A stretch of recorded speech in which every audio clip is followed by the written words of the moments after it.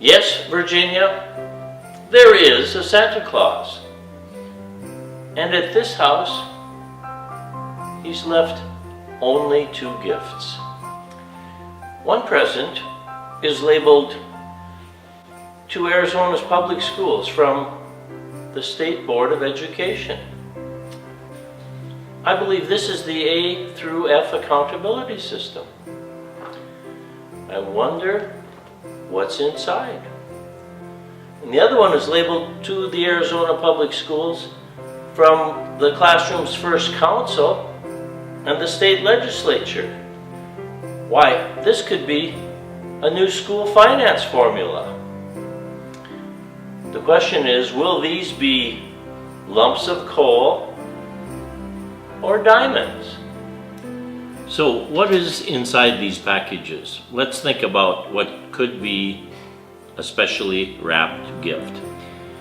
The A through F latest ad hoc committee meeting spent a long time, in fact 4 hours, discussing the formula and its evolving nature. For high schools, much attention is now focused on defining career and college ready, and see the attached proposal from the Career and College Ready Task Force. There will be, in fact, further revision of this rubric. One of the questions they're examining is, should this be 1 or 2 buckets? In other words, 1 bucket for career ready and 1 bucket for college ready, with the student being able to earn points in both buckets.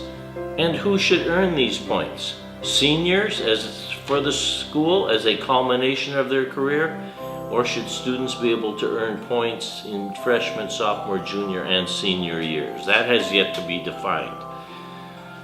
There was also discussion about tracking post-high school attainment. For example, should we track what kind of educational options students pursue when they leave high school, and give schools credit for students who go to vocational education, college education, community college education, perhaps even who go into the military? And is such data easily obtainable? The progress meter, conducted right now by Expect More Arizona, does in fact track such data.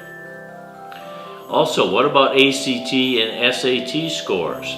Should we count students who reach certain cut scores, for example, perhaps an 18 or 19 on the SAT, and give schools credit for students who attain that kind of scores? Another suggestion is the FAFSA, the Financial Aid for Families form. Should schools get credit for the percentage of students who complete that form? All of these questions are on the table for the high school formula. Elementary schools, they're still working on modeling growth data based on 2 things: student growth percentiles and target growth percentiles. Now, questions have been raised about measuring growth in middle schools that only have 2 grades, 7th and 8th grade. Does that really give you enough time to measure growth? Questions have also been raised about the readiness levels for move on when reading. For example, the formula now calls for giving schools credit for reducing the percentage of students retained in 3rd grade. But what about many schools and districts that have already reached 0 in the number of students retained? How can you get any credit for going lower than 0?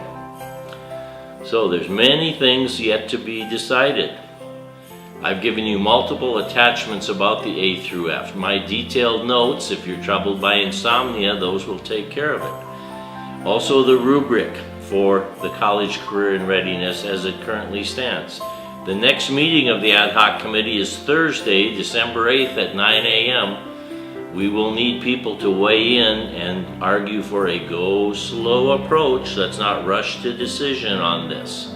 In fact, the ad hoc committee has now indicated once they decide on a potential formula, they will take this formula out to various areas of the state for public input, and they will continue to review data to see what will actually happen if certain types of formula are used? How will schools be affected? The classroom's first council met, yes, actually, they met again for the first time in months to talk about the school finance formula. And they will meet again on December 14th. Now, they're grappling with some key issues. Adequacy. The role of a property tax, to reduce it, to replace it with something else. How to reward academic outcomes. Should academic outcomes be rewarded?